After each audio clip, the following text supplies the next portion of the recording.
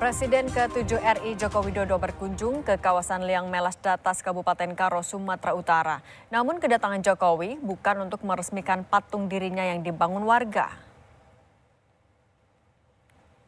Kunjungan Jokowi Jumat kemarin meninjau lahan pertanian warga yang mengeluhkan serangan hama lalat buah.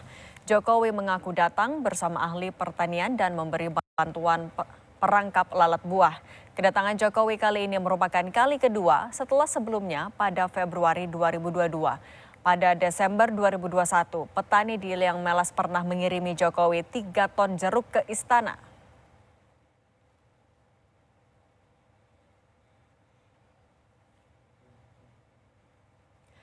Patung Jokowi membawa buah jeruk didirikan di areal perbukitan seluas 2 hektar di Desa Kutampelin. Area yang diberi nama Juma Jokowi dibangun oleh warga Liang Melas Datas dan menghabiskan biaya mencapai 2,5 miliar rupiah.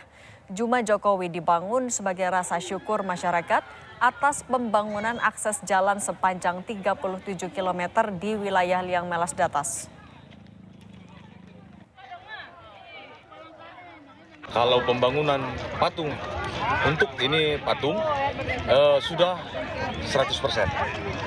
Jadi untuk lokasi patung yang kita namakan ini tamannya atau yang di lokasi patung ini adalah amphitheater, ini sudah mencapai 75-80%. Jadi ini terkhusus ini kan ke depan lokasi ini kita harapkan menjadi tempat agrowisata, tujuan wisata.